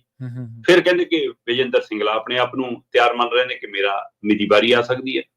ਇਹ ਸਭ ਦੇ ਦਰਮਿਆਨ ਕਹਿੰਦੇ ਕਿ ਵੀ ਜੇ ਹੋਰ ਚਾਲਵਾਨ ਬੰਦਾ ਚਾਹੀਦਾ ਹੋਵੇ, ਚਾਹੇ ਦਾਗੀ ਹੋਵੇ, ਭਰਤ ਭੂਸ਼ਣ ਆਸ਼ੂ ਵੀ ਕਹਿੰਦੇ ਆਪਣੀ ਦਾੜੀ ਨੂੰ ਤੇਲ ਲਾਈ ਜਾਂਦਾ ਕਿ ਲੈ ਵੀ ਸ਼ਾਇਦ ਮੇਰੀ ਵਾਰੀ ਨਾ ਆ ਜਾਵੇ। ਇਹ ਸਭ ਦੇ ਦਰਮਿਆਨ ਹੀ ਮਤਲਬ ਚਰਨਜੀਤ ਚੰਨੀ ਜਿਹੜੇ ਬਹੁਤ ਨੇੜੇ ਮੰਨੇ ਜਾਂਦੇ ਨੇ ਰਾਹੁਲ ਗਾਂਧੀ ਦੇ, ਉਹਨਾਂ ਦੀ ਵੀ ਚਰਚਾ। ਉਹ ਕਹਿੰਦੇ ਕਿ ਜੇ ਜੱਟ ਭਾਈਚਾਰੇ ਚੋਂ ਨਹੀਂ ਜੱਟ ਤਾਂ ਸਿੱਖ ਭਾਈਚਾਰੇ ਚੋਂ ਬਣਾ ਦਿਓ, ਫਿਰ ਮਤਲਬ ਕਿ ਉਹਨਾਂ 'ਚ ਚਰਨਜੀਤ ਚੰਨੀ ਵੀ ਹੈਗਾ, ਉਹਨਾਂ ਦੀ ਵੀ ਚਰਚਾ। ਪਰ ਇਹ ਸਾਰੀਆਂ ਚਰਚਾਵਾਂ ਦੇ ਦਰਮਿਆਨ ਪ੍ਰਗਟ ਸਿੰਘ ਨੂੰ ਰਾਹੁਲ ਗਾਂਧੀ ਨੇ ਦਿੱਲੀ ਬੁਲਾਇਆ। ਠੀਕ ਹੈ ਜੀ।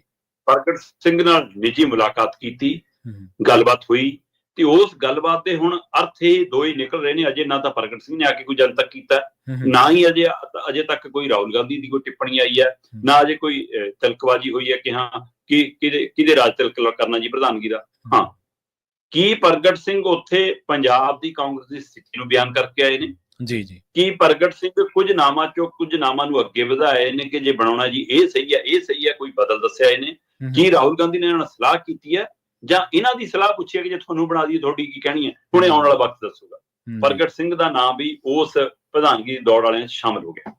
ਜੀ ਜੀ। ਸ਼ਰਮਾ ਜੀ, ਇਹਨਾਂ ਖਾਸ ਖਬਰਾਂ ਤੇ ਖਾਸ ਜਾਣਕਾਰੀਆਂ ਦੇ ਲਈ ਤੁਹਾਡਾ ਬਹੁਤ ਬਹੁਤ ਧੰਨਵਾਦ ਜੀ।